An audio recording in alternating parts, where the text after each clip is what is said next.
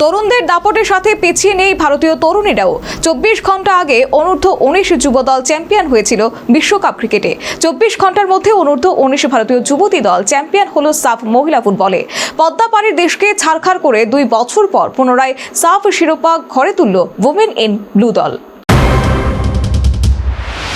Round robin লিগের মধুর প্রতিশোধ ফাইনালে বাংলাদেশের কাছে 2-0 গোলে হেরে গিয়েছিল ভারত। সমালোচনার মুখে পড়তে হয়েছিল ভারতীয় মহিলা দলকে।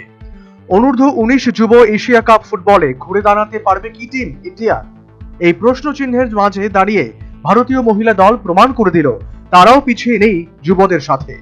24 ঘন্টা আগে অনূর্ধ্ব-19 যুব দল ইংল্যান্ডকে হারিয়ে ষষ্ঠবারের মতো জয় করেছে অনূর্ধ্ব-19 বিশ্বকাপ ক্রিকেটে। 24 ঘন্টার মধ্যেই সেই রং মশাল আরো আলোকিত করে নিল ভারতের প্রমিলা বাহিনী। 4-0 গোলের ব্যবধানে পদ্মা পাড়ের বাংলাদেশকে ছাড়খাড় করে দিয়ে 2 বছর পর পুনরায় ট্রফি জিতল ভারতীয় মহিলা দল। নেপালের পোখরা রঙ্গশালায় রক্ষণ এবং গোলকিপিং এর ভুলে পরাজিত হলো বাংলাদেশ। 40 মিনিটে ভারতের অধিনায়িকা জুলান নং মাইথেম প্রথম গোল করে ভারতকে এগিয়ে দেয়।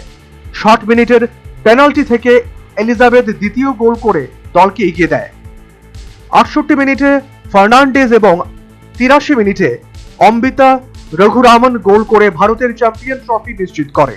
এর আগে আসরের শুরুতে ভারতীয় দল 1-0 গোলে নেপালকে, 8-0 গোলের ব্যবধানে ভুটানকে হারিয়ে দিয়েছিল। তবে বাংলাদেশের কাছে 2-0 গোলের পরাজয় কিছুতেই মেনে নিতে পারেনি। তাই এবার মধুর প্রতিশোধ নিয়ে বাংলাদেশকে 4-0 গোলে ছারখাড় করেই খেতাব জিতল উইমেন ইন ব্লু দল। Bureau report, news vanguard.